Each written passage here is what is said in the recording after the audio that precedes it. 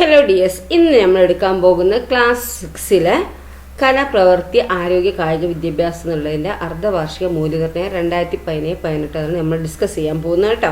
Okay, അപ്പോൾ എന്താണ് first വരുന്നത്? എന്താണ് നിർദ്ദേശങ്ങൾ എന്തൊക്കെയാണ് അറിയാലോ അല്ലേ? അതേ പ്രവർത്തനം ആരംഭിക്കുന്നതിന് മുമ്പ് 15 മിനിറ്റ് എന്താണ് കൂൾ ഓഫ് ടൈം ആണ്. ഈ സമയം ചോദ്യങ്ങൾ നന്നായി വായിച്ച് മനസ്സിലാക്കാനുള്ളതാണ് അല്ലേ?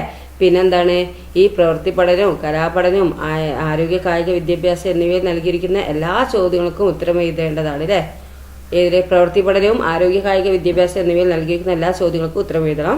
കലാപഠനത്തിൽ ചിത്രകല, നാടകം, സംഗീതം, നൃത്തം എന്നീ മേഖലകളിൽ ഏതെങ്കിലും ഒന്നിന് ഉത്തരം എഴുതിയാൽ മതിയാകും. പിന്നെ 3 വിഭാഗങ്ങളായി ചോദ്യങ്ങൾ നൽകിയിരിക്കുന്ന അവയ്ക്ക് വ്യത്യസ്തമായ 3 പേപ്പറുകളായി ഉത്തരം എഴുതണം. 3 പേപ്പറിലായിട്ട് ഉത്തരം എഴുതണം. അവയെല്ലാം എന്താണ്, നിങ്ങളെ പേരും വിഷയവും ക്ലാസ് നമ്പറും ഏതാ ക്ലാസ്സും ഒക്കെ തുടങ്ങിയ വിവരങ്ങളൊക്കെ രേഖപ്പെടുത്തിയിരിക്കണം കേട്ടോ. 3ആയിട്ട് നിങ്ങൾ എന്താക്കുക, ആദ്യം കലാപഠനം എഴുതിയിട്ട് എന്താക്കുക, പേര് എഴുതിയിട്ട് സാറിന് കൊടുക്കുക. പിന്നെ അടുത്ത എന്താണ്, ആരോഗ്യ കായിക വിദ്യാഭ്യാസമാണ് എഴുതുന്നതെങ്കിൽ അത് എഴുതുക, എന്നിട്ട് അത് സാറിന് കൊടുക്കുക. പിന്നെ പ്രവൃത്തി പഠനമാണെങ്കിൽ അടുത്ത് എന്താക്കുക, 3 പേപ്പറായിട്ട് അങ്ങനെ സാറിന് വാങ്ങിയിട്ട് തിരിച്ച് കൊടുക്കണം കേട്ടോ. എന്നിട്ട് നിങ്ങളെ അതിലൊക്കെ നിങ്ങളെ പേരും ക്ലാസ് നമ്പറും ക്ലാസ്സും വിഷയവും ഒക്കെ എഴുതണം കേട്ടോ. ഓക്കെ, പിന്നെ 3 വിഭാഗങ്ങൾക്ക് ആകെ 2 മണിക്കൂറാണ് സമയം തരിക കേട്ടോ. ഓരോ വിഷയത്തിന് 40 മിനിറ്റ് വീതം സമയമാണ് ലഭിക്കുന്നത്. നോക്കൂ, വിഭാഗം 1 കലാപഠനമാണ് കേട്ടോ. നിങ്ങൾ 40 മിനിറ്റ് തന്നെ എടുക്കണം എന്നില്ല കേട്ടോ. നിങ്ങൾക്ക് അതിൻ്റെ മുന്നേ എഴുതി കഴിയുകയാണെങ്കിൽ എന്താക്കുക, നിങ്ങൾ അത് പേപ്പർ എഴുതി കഴിഞ്ഞ ശേഷം സാറിന് കൊടുത്തതിന് ശേഷം എന്താക്കുക, അടുത്ത പേപ്പർ വാങ്ങണം ഈ അടുത്ത ഇത് എഴുതാൻ കേട്ടോ, വിഷയം എഴുതാൻ. ഓക്കെ, ഇവിടെ നോക്കൂ, മേഖലയാണ് ചിത്രകലയാണ്. വസ്ത്രങ്ങളിൽ ഡിസൈനുകൾ വരയ്ക്കാൻ ഉപയോഗിക്കുന്നത് ഏത് മാധ്യമത്തിൽപ്പെട്ട നിറങ്ങളാണ്? വാട്ടർ കളറാണോ, ഓയിൽ കളറാണോ, ഫാബ്രിക് കളറാണോ? ഫാബ്രിക് കളറാണ് അല്ലേ? ഓക്കെ, താഴെ പറയുന്ന പ്രസ്താവന ശരിയോ തെറ്റോ എന്നാണ് ചോദിച്ചിരിക്കുന്നത്. ശില്പങ്ങൾക്ക് ത്രിമാനതയുണ്ട്. ഉണ്ടോ? ശില്പങ്ങൾക്ക് ത്രിമാനതയുണ്ട് അല്ലേ? അപ്പൊ ശരിയാണ് പറയേണ്ടത്. ശരിയോ തെറ്റോ എന്നല്ല, അപ്പൊ ശരിയെന്ന് എഴുതുക കേട്ടോ. മനുഷ്യ ശരീരത്തിന്റെ ആകാരത്തെ എന്താണ് കാണുന്നില്ല. അപ്പൊ ഏത് അവയവത്തെ അടിസ്ഥാനപ്പെടുത്തി ഏറെ മടങ്ങ് വലുപ്പത്തിൽ ചിത്രീകരിക്കുന്ന ചോദിച്ചിരിക്കുന്നത്. അപ്പൊ ഏതാണ്? കാൽ, കൈ, തല എന്നാണ്. അപ്പൊ മനുഷ്യ ശരീരത്തിന്റെ ആകാരത്തെ ഏത് അവയവത്തെ അടിസ്ഥാനപ്പെടുത്തിയാണ് ഏറെ മടങ്ങ് വലുപ്പത്തിൽ ചിത്രീകരിക്കുന്നത്? തലയാണ് കേട്ടോ ഉത്തരം വരുന്നത്. ഓക്കെ, ദെൻ അടുത്തത് എന്താണ്? എത്ര പെട്ടെന്നാണ് മുറ്റത്ത് നിന്നും പാവം കോഴിക്കുഞ്ഞിനെ കൊണ്ട് ആ പരുന്ത് റോക്കറ്റ് പോലെ പറന്നുപോയത്? തള്ളക്കോഴി കുറച്ചു ദൂരം കൊക്കിപ്പാറി പുറകെ ഓടി. ഇറയത്ത് പഠിച്ചുകൊണ്ടിരുന്ന കുഞ്ഞാമിനയ്ക്ക് സങ്കടമായി. പാവം തള്ളക്കോഴിക്ക് പറക്കാമായിരുന്നെങ്കിൽ അതിനെ കുഞ്ഞിനെ രക്ഷിക്കാമായിരുന്നു അവൾ ഓർത്തു. പിറകിൽ നിന്നതാ തന്റെ ആട്ടിൻകുട്ടി കരഞ്ഞുകൊണ്ട് ഓടി വരുന്നു. കുഞ്ഞാമിനെ തിരിഞ്ഞു നോക്കി. തെങ്ങിയും കെട്ടിയിരിക്കുന്ന പുള്ളിപ്പശു ആട്ടിൻകുട്ടിയെ പേടിപ്പിച്ചതാണെന്ന് അവൾക്ക് മനസ്സിലായി. ഓരോ ജീവിക്കും അതിന്റെ രൂപത്തിലും സ്വഭാവത്തിലും വ്യത്യാസമുണ്ടെന്ന് ടീച്ചർ പറഞ്ഞത് എത്ര ശരിയാണ്? വലുതും ചെറുതുമായ വ്യത്യസ്ത രൂപഘടനയിലുള്ള 2 മൃഗങ്ങളെയോ പക്ഷികളെയോ അവയ്ക്ക് അനുയോജ്യമായ പരിസരവും ചേർത്ത് നിങ്ങൾ വരയ്ക്കുക. ഇങ്ങനെയൊക്കെ വരച്ചാൽ നിങ്ങൾക്ക് എന്ത് കിട്ടും? 12 മാർക്കും കിട്ടും കേട്ടോ. ഇപ്പോൾ എന്താണ്, ഇതൊക്കെ വരയ്ക്കുക. ഇനി നിങ്ങൾ എന്താണ് വരയ്ക്കാൻ ശ്രമിച്ചാൽ തന്നെ നിങ്ങൾക്ക് മാർക്ക് കിട്ടും. ഓക്കെ, ഒരു കുറച്ച് ചിത്രമാണ് വരച്ചതെങ്കിൽ എന്താണ്, അതിൻ്റെ പകുതി മാർക്ക് കിട്ടും. നിങ്ങൾ വരയ്ക്കാൻ എന്താണ് ശ്രമിച്ചു എന്ന് വിചാരിച്ചോ, അതൊക്കെ അതിൽ കാണിക്കുന്നുണ്ട്. വരയ്ക്കാൻ തുടങ്ങിയിട്ടുണ്ട് ഇതൊക്കെയാണ്, അതിലും ഒരു കുറച്ച് മാർക്ക് കിട്ടും. ഫുൾ മാർക്ക് കിട്ടണമെങ്കിൽ എന്താണ്, നിങ്ങൾ ഇപ്പോൾ പറഞ്ഞ വലുതും ചെറുതുമായ വ്യത്യസ്ത രൂപഘടനയിലുള്ള 2 മൃഗങ്ങളെയോ പക്ഷികളെയോ അവയ്ക്ക് അനുയോജ്യമായ പരിസരവും ചേർത്ത് വരയ്ക്കാൻ പറയുമ്പോൾ അത് മൊത്തമായിട്ട് വരച്ചിട്ടുണ്ടെങ്കിൽ നിങ്ങൾക്ക് 12 മാർക്കാണ് കിട്ടുക കേട്ടോ. ഓക്കെ, അറിയില്ലെങ്കിൽ എന്താക്കുക, നിങ്ങൾ ഒന്ന് ജസ്റ്റ് എന്തെങ്കിലും വരയ്ക്കാനെങ്കിലും ശ്രമിക്കുക കേട്ടോ. ഓക്കെ, ദെൻ അടുത്ത മേഖല നാടകമാണ് കേട്ടോ. തിരക്കേറിയ ചന്തയിൽ നടന്നൊരു സംഭവം വായിക്കൂ. വൈകുന്നേരം 5 മണിയായി. ചന്തയിൽ തിരക്കേറി വരികയാണ്. കച്ചവടക്കാർ ചന്ത മുഴുവൻ കേൾക്കുന്ന വിധം ഉച്ചത്തിൽ കൂകി വിളിച്ചുകൊണ്ടാണ് ഓരോരുത്തരെയും ക്ഷണിച്ചു കൊണ്ടിരിക്കുന്നത്. തലയിൽ ചുമടേറ്റി സഞ്ചരിക്കുന്നവർ, ഭിക്ഷക്കാർ, അച്ഛനമ്മമാരുടെ കൈവിരലിൽ തൂങ്ങി കോലുമിഠായികൾ നുണഞ്ഞു പോകുന്ന കൊച്ചു കുഞ്ഞുങ്ങൾ, അങ്ങനെ ഓരോരുത്തരും അവരുടേതായ ആവശ്യങ്ങൾ സഞ്ചരിച്ചു കൊണ്ടിരിക്കുകയാണ്. ഇതിനിടയിലാണ് അത് സംഭവിച്ചത്. ഒരു ചെറുപ്പക്കാരൻ അതിവേഗത്തിൽ നടന്നുകൊണ്ടിരിക്കുകയായിരുന്നു. അവൻ അറിയാതെ മധ്യവയസ്കനായ മറ്റൊരാളുടെ കാലിൽ ഒന്ന് ചവിട്ടിപ്പോയി. മധ്യവയസ്കൻ ദേഷ്യത്തോടെ യുവാവിന് നേരെ തിരിഞ്ഞു. ഈ സംഭവത്തിന്റെ തുടർച്ച ഒരു കഥയാക്കിയാൽ പിന്നീട് എന്തായിരിക്കും അവിടെ നടന്നിട്ടുണ്ടാവുക? എന്തായിരിക്കും ഇതിന്റെ ബാക്കിയായിട്ട് നിങ്ങൾ എന്താക്കുക, പിന്നെ എന്താണ് അവിടെ നടന്നിട്ടുണ്ടാവുക എന്നും മറ്റേതെല്ലാം കഥാപാത്രങ്ങൾ ഇവർക്കിടയിലേക്ക് വന്നിട്ടുണ്ടാവുന്നു. ഈ സംഭവത്തിന്റെ തുടർച്ച ഭാവനയിൽ കണ്ടുകൊണ്ട് സംഭാഷണങ്ങൾ എഴുതി നാടകമാക്കാനുമാണ് പറഞ്ഞിരിക്കുന്നത്. അപ്പൊ ഇങ്ങനെയൊക്കെ ചെയ്യുക നിങ്ങൾ കേട്ടോ. നിങ്ങളെ ഭാവനയിൽ തന്നെ എഴുതുക കേട്ടോ. അപ്പോൾ നിങ്ങളെ ഭാവനയിൽ തന്നെ എഴുതുമ്പോൾ എന്താവും അവിടെ മാർക്കാണ് കിട്ടുന്നത് കേട്ടോ. അപ്പോൾ നിങ്ങൾ എന്താക്കുക, നിങ്ങളെ ഭാവനയിൽ നിങ്ങൾക്ക് എന്താണോ തോന്നുന്നത് അതങ്ങ് എഴുതുക. പിന്നെ ഏതൊക്കെ കഥാപാത്രങ്ങൾ, ഇപ്പോൾ വേറെ ഏതെങ്കിലും ഇങ്ങനെ വന്നപ്പോൾ വേറെ ആൾക്കാരെ കയ്യിൽ ഇടപെട്ടു എന്നൊക്കെ പറയില്ലേ, അപ്പോൾ രാമൻ ഇടപെട്ടു, മറ്റേ ഇടപെട്ടു എന്നൊക്കെ പറഞ്ഞ് നിങ്ങൾക്ക് എന്താക്കുക 2-3 കഥാപാത്രങ്ങളൊക്കെ കൊണ്ടിടുക. എന്നിട്ട് എന്താക്കുക, ഇതിൻ്റെ തുടർച്ച ഭാവനയിൽ എന്താക്കുക ഓരോന്നും ഇങ്ങനെ എഴുതുക കേട്ടോ, വൃത്തിയിൽ. ഓക്കെ, ഒന്നാമത്തെ ഇങ്ങനെ അതിൻ്റെതായിട്ടുള്ളത് എഴുതുക, ഓരോ ക്വസ്റ്റ്യൻ അനുസരിച്ച് എഴുതുക. എന്നിട്ട് ലാസ്റ്റാണ് എന്ത് തുടർച്ച ഭാവന കണ്ടുകൊണ്ട് ഒരു നാടകമാക്കാൻ പറഞ്ഞിരിക്കുന്നത് കേട്ടോ. ഓക്കെ, ഇതിനടുത്ത് മേഖല സംഗീതമാണ് കേട്ടോ. വാദ്യോപകരണങ്ങൾ 1 മുതൽ 3 വരെ ചോദ്യങ്ങൾക്ക് ശരിയായ ഉത്തരം തെരഞ്ഞെടുത്ത് എഴുതാനാണ് പറഞ്ഞിരിക്കുന്നത്. വാദ്യോപകരണങ്ങളെ അവയുടെ നിർമ്മാണ രീതിയും വാദന രീതിയും പ്രാധാന്യവും അടിസ്ഥാനമാക്കി ഇങ്ങനെ തരംതിരിച്ചിരിക്കുന്നു. താളവാദ്യം, തന്ത്രിവാദ്യം, പിന്നെ ഏതാതിരെ വരിക, ഏത് വാദ്യ എന്താണ്, സുഷിരവാദ്യ കേട്ടോ. അവിടെ ഓപ്ഷൻ തന്നിട്ടുണ്ട്, സുഷിരവാദ്യാണ് കേട്ടോ അടുത്ത് വരിക. ഓക്കെ, ദെൻ അടുത്ത് നോക്കൂ, ഇത് KS ചിത്രയാണ്, P ജയചന്ദ്രനാണ്, S ജാനകിയാണ്, ഷമ്മാങ്കുടി ശ്രീനിവാസ അയ്യറാണ് അല്ലേ. ചിത്രങ്ങൾ ശ്രദ്ധിക്കുക. ഇവരിൽ ആരാണ് ചലച്ചിത്ര പിന്നണി ഗാന രംഗത്ത് സജീവമല്ലാത്ത വ്യക്തി? ആരാണ്? ഷമ്മാങ്കുടി ശ്രീനിവാസ അയ്യർ അല്ലേ. ഓക്കെ, ദെൻ താഴെ കൊടുത്തിരിക്കുന്ന സംഗീതാശയങ്ങളിൽ ഏതാണ് ആലാപനത്തിന്റെ സമയവുമായി ബന്ധപ്പെട്ടത്? ഏതാണ് താഴെ കൊടുത്തിരിക്കുന്ന സംഗീതാശയങ്ങളിൽ ഏതാണ് ആലാപനത്തിന്റെ സമയവുമായി ബന്ധപ്പെട്ടത്? താളാണ് അല്ലേ. ഓക്കെ, ദെൻ ഉത്തരം എഴുതുക. ഇത്തവണ ചിങ്ങം 1 മലയാള വർഷപ്പിറവി വിപുലമായി ആഘോഷിക്കാൻ സ്കൂളിലെ മലയാള വേദി തീരുമാനിച്ചതിൽ പിന്നെ ശിശിരക്കും കൂട്ടുകാർക്കും വിശ്രമമില്ലാതായി. പ്രധാന ആകർഷക ഇനം തന്നെ നാടൻ പാട്ടുകളുടെ അവതരണമാണ് അല്ലേ. ഈണത്തിലും താളത്തിലും വൈവിധ്യം ഉൾക്കൊണ്ട് 2 നാടൻ പാട്ടുകൾ കോർത്തിണക്കി മനോഹരമായി അവതരിപ്പിക്കാൻ ശിശിരയും കൂട്ടുകാരും തീരുമാനിച്ചു. അതിനനുസരിച്ചുള്ള വൈവിധ്യമാർന്ന വായ്ത്താരികളും അവർ ചിട്ടപ്പെടുത്തി. ഇത്തരത്തിൽ വൈവിധ്യമാർന്ന 2 വായ്ത്താരികൾ ചിട്ടപ്പെടുത്തി എഴുതുക. ഓക്കെ, അപ്പോൾ അതേമാതിരി എന്താണ് ഇത്തരത്തിൽ നിങ്ങൾ വായ്ത്താരികൾ എന്താണ് ചിട്ടപ്പെടുത്തി എഴുതാനാണ് പറഞ്ഞിരിക്കുന്നത്. അപ്പം നോക്കൂ, നിങ്ങൾക്ക് വ്യത്യസ്തയോടെ 2 വായ്ത്താരികളും തയ്യാറാക്കിയിട്ടുണ്ടെങ്കിൽ നിങ്ങൾക്കത് 2 മാർക്ക് കിട്ടും അല്ലേ. വായ്ത്താരികളുടെ ഈണത്തിലും താളത്തിലുമുള്ള വൈവിധ്യവും നിങ്ങൾ എന്താക്കണം, ശ്രദ്ധിക്കേണ്ടതാണ് കേട്ടോ. ഓക്കെ, ഇത് നോക്കൂ, വിവിധ ദിനാചരണ ദിനങ്ങൾ ചുവടെ കൊടുത്തിരിക്കുന്നു. ഓരോന്നിനും അനുയോജ്യമായ ഗാനങ്ങൾ കണ്ടെത്താനാണ് പറഞ്ഞിരിക്കുന്നത്. ഗാനത്തിന്റെ ആദ്യ ഭാഗം മാത്രം എഴുതിയാൽ മതി കേട്ടോ. ജൂൺ 1 പ്രവേശനോത്സവമാണ്. അപ്പം നിങ്ങൾ എന്താക്കുക, ഒരു ഗാനം അതിനോടനുബന്ധിച്ച് നിങ്ങൾ എന്താക്കുക, ഒരു ഗാനം എഴുതുക. നിങ്ങൾക്ക് ഇഷ്ടപ്പെട്ട അതിനോടനുബന്ധിച്ചുള്ള ഒരു ഗാനം ഉണ്ടല്ലോ, ഈ അനുയോജ്യമായ ഗാനം. ഈ ജൂൺ 1 പ്രവേശനോത്സവമാണ്, അപ്പോൾ അതിന് അനുയോജ്യമായ ഒരു ഗാനം എന്താക്കുക, അതിൻ്റെ ഫസ്റ്റ് ലൈൻ മാത്രം നിങ്ങൾ എഴുതുക. അതുപോലെ ജൂൺ 5 പരിസ്ഥിതി ദിനമാണ് അല്ലേ. അപ്പോൾ അതിൻ്റെ ഗാനം, അതിനോട് അനുബന്ധിച്ചുള്ള ഒരു ഗാനം എന്താക്കുക, അതിൻ്റെ ഫസ്റ്റ് ലൈൻ നിങ്ങൾ എഴുതുക. ഓഗസ്റ്റ് 15 സ്വാതന്ത്ര്യ ദിനമാണ്, അതിനോടനുബന്ധിച്ചുള്ള അനുയോജ്യമായ ഒരു ഗാനത്തിൻ്റെ ഫസ്റ്റ് ലൈൻ നിങ്ങൾ എഴുതുക. നവംബർ 1 കേരളപ്പിറവിയാണ് അല്ലേ. അപ്പോൾ അതിനോടനുബന്ധിച്ചിട്ടുള്ള ഒരു ഗാനം എന്താക്കുക, പാട്ട് നിങ്ങൾ എന്താക്കുക, അതിൻ്റെ ഫസ്റ്റ് ലൈൻ എഴുതുക. ഡിസംബർ 25 ക്രിസ്മസ് ആണ്. അപ്പോൾ എന്താണ് അതിനോടനുബന്ധിച്ചിട്ടുള്ള അനുയോജ്യമായ ഗാനങ്ങൾ എന്താക്കുക നിങ്ങൾ ഈ കണ്ടെത്തിയിട്ട് എഴുതിയിട്ട് നിങ്ങൾ എന്താക്കുക, അതിൻ്റെ ഫസ്റ്റ് ലൈൻ എഴുതുക കേട്ടോ. ഓക്കെ, എണ്ണ വറ്റാറായി വിളക്കിലെ നാളവും കണ്ണു ചുമന്നു തിരികെടാറാവുന്നു.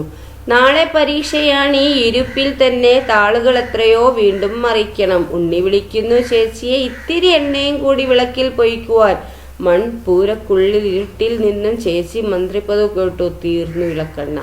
ONV കുറുപ്പിന്റെ ചേച്ചി എന്ന കവിതയിലെ വരികളാണിത്. ഈ വരികളുടെ ആശയം മനസ്സിലാക്കി ഈണം നൽകുന്നുവെങ്കിൽ എന്തെല്ലാം കാര്യങ്ങളാണ് ഇവിടെ ശ്രദ്ധിക്കേണ്ടത്? എന്തൊക്കെ കാര്യങ്ങൾ ശ്രദ്ധിക്കേണ്ടതുണ്ട്? എന്തൊക്കെയാണ്? വരികൾക്ക് അനുയോജ്യമായ ഈണം നൽകല്, ഭാഷാശുദ്ധി, ഉച്ചാരണശുദ്ധി എന്നിവ നിലനിർത്തി ചൊല്ലല്, ഭാവത്തോടെയുള്ള അവതരണം, ആശയ വ്യക്തതയോടെയുള്ള അവതരണം, അവതരണ മികവ് അല്ലേ. അതൊക്കെ വെച്ച് എന്താക്കണം, നമുക്ക് ഇത് എന്താക്കണം, ആ കാര്യങ്ങളൊക്കെ ശ്രദ്ധിക്കേണ്ടതുണ്ട് അല്ലേ. നെക്സ്റ്റ് നമുക്ക് നൃത്തമാണ് കേട്ടോ മേഖല. ഇന്നലെ നൃത്ത ക്ലാസ്സിൽ പഠിച്ച മുദ്രകൾ കൂട്ടുകാർക്ക് പരിചയപ്പെടുത്തണം. പക്ഷെ പല മുദ്രകളുടെയും പ്രയോഗങ്ങൾ മീനു മറന്നുപോയി അല്ലേ. താഴെയുള്ള പട്ടികയിൽ നിന്നും അനുയോജ്യമായവ തിരഞ്ഞെടുത്ത് മീനുവിനെ സഹായിക്കാനാണ്. നോക്കൂ, ഇത് ഏതൊക്കെയാ മുദ്രകളാണ് ഇവിടെ ഓപ്ഷൻ തന്നിട്ടില്ലേ. കോഴി, അല്പം ശക്തി, വാൽക്കണ്ണ്, 1 എന്ന അക്ക അല്ലേ. അപ്പൊ ഇതിൽ ഏതൊക്കെയാണെന്ന് നോക്കിയേ. ഏതൊക്കെയാണ് നോക്കിയേ. 1 എന്താണ്? A എന്താണ്? 1 എന്ന അക്കാണ്. പിന്നെ B എന്താണ്? വാൽക്കണ്ണാണ് അല്ലേ. ഓക്കെ, അടുത്തത് എന്താണ്? കോഴീൻ്റെ ഒരു ഇതാണ് അല്ലേ, കോഴി അല്ലേ. പിന്നെ അടുത്തത് എന്താ? അല്പം. പിന്നെ ഇതെന്താ? ശക്തിനെ കാണിക്കുന്നത് അല്ലേ. അപ്പം അങ്ങനെ വെച്ച് എഴുതുക കേട്ടോ. അതാണ് ഓപ്ഷൻസ് വരിക കേട്ടോ. ഓക്കെ, നിങ്ങൾക്ക് പരിചയമുള്ള 3 ശാസ്ത്രീയ നൃത്തരൂപങ്ങളുടെ പേര് എഴുതാനാണ് പറഞ്ഞിരിക്കുന്നത്. നിങ്ങൾക്ക് അറിയുന്ന ഒരു ശാസ്ത്രീയ നൃത്തരൂപം ഉണ്ടല്ലോ, അതിൻ്റെ പേര് എഴുതാൻ. അപ്പോൾ എന്താണ് നിങ്ങൾക്ക് പരിചയമുള്ള 3 ശാസ്ത്രീയ നൃത്ത രൂപങ്ങളുടെ പേര് നിങ്ങൾ എഴുതുക കേട്ടോ. ഓക്കെ, അടുത്ത നോക്കൂ. ശാസ്ത്രീയ മുദ്രകളെ സംബന്ധിച്ച് പ്രതിപാദിക്കുന്ന ഗ്രന്ഥമാണെന്ത്? നാട്യശാസ്ത്രം. ആരാണ് ഈ ഗ്രന്ഥം രചിച്ചത്? നാട്യശാസ്ത്രം ആരാണ് എഴുതിയത്? ഭരതമുനിയാണ് അല്ലെ നാട്യശാസ്ത്രം എഴുതിയത്. ഓക്കെ, ഇക്കഴിഞ്ഞ വർഷത്തെ 2016 പത്മശ്രീ പുരസ്കാരം നേടിയ കഥകളി ആചാര്യന്റെ പേര്. 2016 പത്മശ്രീ പുരസ്കാരം നേടിയ കഥകളി ആചാര്യന്റെ പേരെന്താണ്?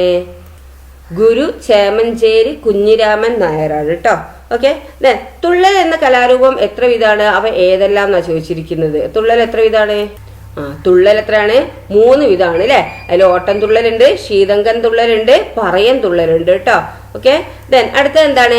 തമിഴ്നാടിന്റെ ശാസ്ത്രീയ നൃത്തരൂപം ഏതാണ്? ഭരതനാട്യമാണ് കേട്ടോ. ഭരതനാട്യമാണ് എന്ത്?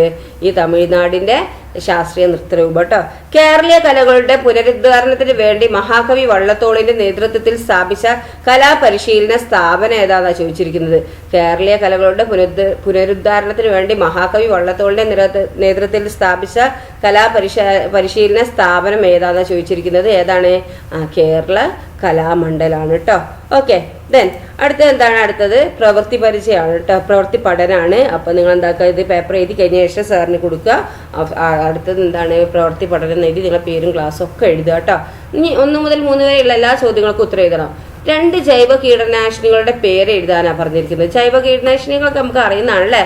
അപ്പൊ ഏതാണെന്ന്? പുകയില കഷായം എഴുതാ, വേപ്പിൻ പിണ്ണാക്ക് എഴുതാ, പിന്നെ വേപ്പെണ്ണയും സോപ്പും മീനെണ്ണ ഗോമൂത്രവും കാന്താരി മുളകും എക്സെട്ര അല്ലേ. ഇതിലേതെങ്കിലും 2 എഴുതിയാൽ മതി കേട്ടോ. ഓക്കെ, അടുത്തത് നോക്കൂ. അലങ്കാര തയ്യലിൽ ഒരു പൂവ് വേഗത്തിൽ പൂർത്തീകരിക്കുന്നതിന് ഉപയോഗിക്കുന്നത് ഏത് തരം തയ്യലാണ്? അലങ്കാര തയ്യലിൽ അല്ലെ ഒരു പൂവ് വേഗത്തിൽ പൂർത്തീകരിക്കുന്നതിന് ഉപയോഗിക്കുന്നത് ഏത് തരം തയ്യലാണ്? എന്താണ്? ലേസി ഡേസി സ്റ്റിച്ച് കേട്ടോ. ലേസി ഡേസി സ്റ്റിച്ചാണ് എന്ത് അതിനുപയോഗിക്കുന്നത് കേട്ടോ. ഓക്കെ, അടുത്തത് നോക്കൂ. എവിടെ? ലോഹത്തകിട് ഉപയോഗിച്ചിട്ടുള്ള പ്രവർത്തനങ്ങൾക്ക് ഉപയോഗിക്കുന്ന 2 ഉപകരണങ്ങളുടെ പേര് എഴുതുക. ലോഹത്തകിട് ഉപയോഗിച്ചുള്ള പ്രവർത്തനങ്ങൾക്ക് ഉപയോഗിക്കുന്ന 2 ഉപകരണങ്ങളുടെ പേര് എഴുതാനാണ് പറഞ്ഞിരിക്കുന്നത്. ഏതൊക്കെയാ? സ്നിപ്സ്, ഹോൾ പഞ്ച്, ഹാമർ, പിന്നെന്താണ്? ഷിയറിംഗ് മെഷീൻ, പിന്നെ ട്രൈ സ്ക്വയർ എക്സെട്ര. ഇത് ഏതെങ്കിലും 2 എഴുതിയാൽ മതി കേട്ടോ. ഓക്കെ, അടുത്ത ചോദ്യം എന്താണ്? 4ാമത്തതാണ് അല്ലെ. 4 മുതൽ 8 വരെയുള്ള ചോദ്യങ്ങൾക്ക് ഏതെങ്കിലും 4 ചോദ്യങ്ങൾക്ക് ഉത്തരം എഴുതാനാണ് പറഞ്ഞിരിക്കുന്നത്. അപ്പൊ ചെമ്പരത്തി സ്ക്വാഷ് നിർമ്മാണത്തിൽ നാരങ്ങനീര് ചേർക്കുന്നത് എന്തിനാണ്? പ്രിസർവേറ്റീവ് അല്ലേ, കേട് കൂടാതെ ഇരിക്കാനാണ് അല്ലെ. രുചിക്കും.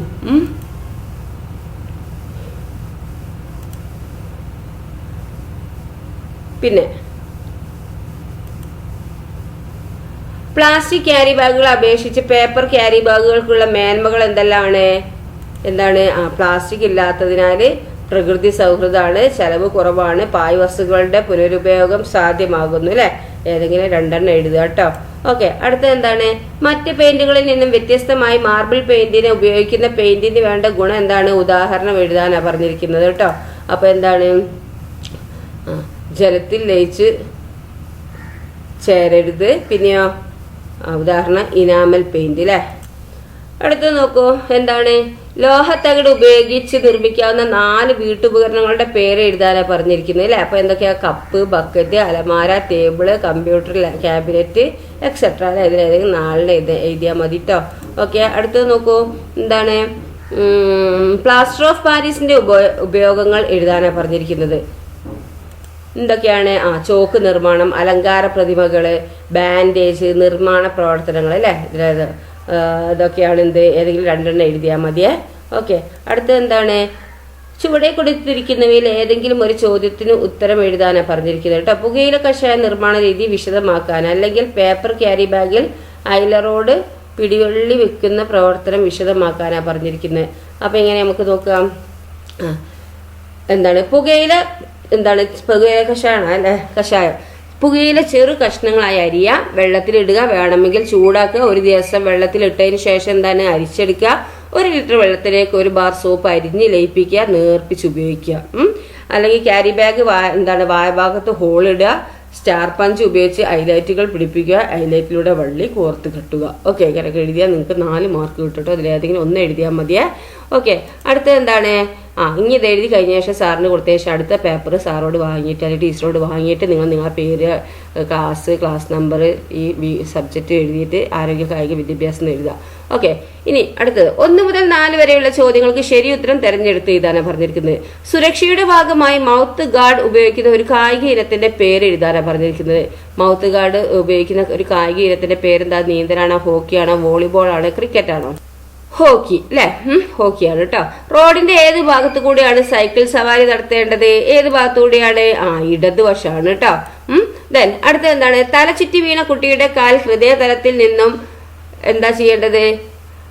തല ചുറ്റി വീണ കുട്ടിയുടെ കാല് ഹൃദയതലത്തിൽ നിന്നും ഉയർത്തി വെക്കണം അല്ലെ? ഓക്കെ. ദെൻ അടുത്ത എന്താണ്? ബോഡി മാസ് ഇൻഡെക്സ് BMI കാണാനുള്ള സൂത്രവാക്യമാണ് ഉയരം mx, ഭാരം kg അല്ലെ? അത് ശരിയാണോ തെറ്റാണോ എന്നാ ചോദിച്ചിരിക്കുന്നത്. എന്താണ്? തെറ്റാണ് അല്ലെ? ഓക്കെ. അടുത്ത എന്താണ്? 5 മുതൽ 10 വരെയുള്ള ചോദ്യങ്ങൾക്ക് ഏതെങ്കിലും 4 എണ്ണത്തിന് ഉത്തരം എഴുതാനാണ് പറഞ്ഞത്. കളിക്കാരുടെ സുരക്ഷയ്ക്കായി ഉപയോഗിക്കുന്ന 4 കളി ഉപകരണങ്ങളുടെ പേര് എഴുതുക. ഏതൊക്കെയാണ്? Boots, shin guard, stockings, goalkeeper gloves, shoes, batting pad, thigh pad, forearm pad, helmet, പിന്നെന്താ ചെസ്റ്റ് ഗാർഡ് എക്സെട്ര അല്ലെ? ഓക്കെ. അടുത്ത എന്താണ്? എന്താണ് പ്രഥമ ശുശ്രൂഷ എന്നാണ് ചോദിച്ചിരിക്കുന്നത്. എന്താണ് ഫസ്റ്റ് എയ്ഡ് എന്ന് പറഞ്ഞാൽ? അപകടങ്ങളിലോ അത്യാഹിതങ്ങളിലോ പെടുന്നയാൾക്ക് നൽകുന്ന അടിയന്തര പരിചരണത്തെയാണ് എന്ത്? പ്രഥമ ശുശ്രൂഷ എന്ന് പറയുന്നത് അല്ലെ? അപകടത്തിൽ പെടുന്നവരുടെ നില കൂടുതൽ വഷളാകാതിരിക്കാനാണെന്ത് ഈ പ്രഥമ ശുശ്രൂഷ നൽകുന്നത് കേട്ടോ. ഓക്കെ. അടുത്തത് സൈക്കിൾ സവാരിയിലൂടെ ലഭിക്കുന്ന 4 പ്രധാന ഗുണങ്ങൾ ഏവയാണ്? 4 പ്രധാന ഗുണങ്ങൾ ഏതൊക്കെയാണ്? ദിവസവും സൈക്കിൾ സവാരി നടത്തുമ്പോൾ എന്താ? കായിക ക്ഷമത വർദ്ധിപ്പിക്കുകയും നിലനിർത്തുകയും ചെയ്യുന്നു അല്ലെ? ദെൻ അടുത്തത് എന്താണ്? എന്താണ് ബോഡി മാസ് ഇൻഡെക്സ് എന്ന് പറഞ്ഞാല്? നിങ്ങൾ ടെക്സ്റ്റിലുണ്ടല്ലോ, നോക്കുക കേട്ടോ. പിന്നെ അർദ്ധശലഭാസനം ചെയ്യുന്നത് കൊണ്ടുള്ള ഗുണങ്ങൾ എന്തൊക്കെയാണ്? എന്താണ്? ഉദരഭാഗത്തും അരക്കെട്ടിന്റെ ഭാഗത്തും അധികമായി അടിയുന്ന കൊഴുപ്പ് കുറയ്ക്കാൻ സഹായിക്കുന്നു. വൻകുടലിന്റെയും ചെറുകുടലിന്റെയും പ്രവർത്തനക്ഷമത വർദ്ധിക്കുന്നു. അരക്കെട്ടിലെ പേശികൾ ദൃഢപ്പെടുത്തി പുറംവേദന ഒഴിവാക്കാൻ സഹായിക്കുന്നു അല്ലെ? ഓക്കെ. പിന്നെ ഇടുപ്പിലെ നാഡിയുടെ വഴക്കം കൂടുന്നു അല്ലെ? then അടുത്ത എന്താണ്? ചേരുംപടി ചേർക്കാനാ പറഞ്ഞിരിക്കുന്നത് കേട്ടോ. അപ്പൊ ഷിൻഗാർഡ് ഏതാ വരിക? ഇപ്പൊ ഫുട്ബോൾ ആണ്. പിന്നെന്താണ് അടുത്തത്? മൗത്ത് ഗാർഡ് ഏതാ വരുന്നത്? മൗത്ത് ഗാർഡ് ബോക്സിംഗ് ആണ്. അടുത്തെന്താ? ഹെൽമെറ്റ് ഏതാ വരുന്നത്? ഹെൽമെറ്റ് ക്രിക്കറ്റ് ആണ് വരുന്നത്. പിന്നെന്താ വരുന്നത്? നീ പാഡ് ഏതാ വരുന്നത്? വോളിബോൾ അല്ലേ? ഓക്കെ. അടുത്ത എന്താ നോക്കിയേ? 11 മുതൽ 12 വരെയുള്ള ചോദ്യങ്ങൾക്ക് ഏതെങ്കിലും ഒന്നിന് ഉത്തരം എഴുതുക. മൂക്കിൽ നിന്നും രക്തസ്രാവം ഉണ്ടാകുമ്പോൾ നൽകേണ്ട പ്രഥമ ശുശ്രൂഷ എന്താണ്? പരിക്കേറ്റ ആളോട് ഇരിക്കാൻ പറയുക. മൂക്കിൽ നിന്ന് രക്തം ഒഴുകി പോകാത്ത വിധം തല എന്താണ്? മുന്നിലേക്ക് കുറച്ച് ഇതാക്കി പിടിക്കുക അല്ലേ? പിന്നെ 10 മിനിറ്റിന് ശേഷം മൂക്കിലെ പിടിവിട ആവശ്യപ്പെടുക. രക്തസ്രാവം നിലച്ചില്ലെങ്കിൽ ആശുപത്രിയിൽ മാറ്റുക. രക്തസ്രാവം നിലച്ചാൽ പരിക്കേറ്റയാളെ മുന്നോട്ട് കുനിഞ്ഞിരിക്കുന്ന അവസ്ഥയിൽ തന്നെ വെള്ളം കൊണ്ട് മൂക്കിന് ചുറ്റും തുടക്കുക. ഏതാനും മണിക്കൂർ വിശ്രമിക്കാൻ നിർദ്ദേശിക്കുക. തല പിറകിലേക്ക് ചരിക്കരുത്. രക്തം തൊണ്ടയിലേക്ക് ഇറങ്ങി ഛർദി ഉണ്ടാകും. ഓക്കെ. ദെൻ അടുത്തത് എന്താന്ന് നോക്കിയേ? ഒരു വ്യക്തിയുടെ ഉയരം അളക്കുന്ന രീതി വിവരിക്കാനാണ് പറഞ്ഞിരിക്കുന്നത്. എങ്ങനെയാണ്? കുട്ടികൾ പാദരക്ഷകൾ വെച്ച് തയ്യാറാകുക. ഉയരം അളക്കുന്നതിനായി കാലുകൾ ചേർത്ത് വെച്ച് ഉപ്പൂറ്റി തറയിൽ ഉറപ്പിച്ച് വെക്കുക. കൈകൾ ശരീരത്തോട് ചേർത്ത് വെക്കാൻ ആവശ്യപ്പെടുക. ഉപ്പൂറ്റി, നിതംബം, മുതുക്, തലയുടെ പിൻഭാഗം എന്നിവ ചേർത്ത് വെക്കാൻ ആവശ്യപ്പെടുക. ശക്തിയായി ശ്വാസം ഉള്ളിലേക്ക് വലിച്ച് കാലുകൾ തറയിൽ ഉറപ്പിച്ച് നിന്ന് നേരെ നോക്കാൻ ആവശ്യപ്പെടുക. ഉയരം ഏറ്റവും അടുത്ത സെന്റിമീറ്ററിൽ രേഖപ്പെടുത്തുക. ഇതാണ് എന്ത്? ഉയരം അളക്കേണ്ട രീതി കേട്ടോ. അപ്പോൾ എത്രയാണ് നിങ്ങളെ ക്വസ്റ്റ്യൻ പേപ്പർ? അപ്പോൾ നന്നായി പഠിക്കുക. നിങ്ങൾക്ക് ടെക്സ്റ്റ് ഒക്കെ ഉണ്ടല്ലോ അല്ലേ? അപ്പോൾ നന്നായി പഠിച്ചിട്ട് ആൻസർ ചെയ്യുക കേട്ടോ. ഓക്കെ. Thank you.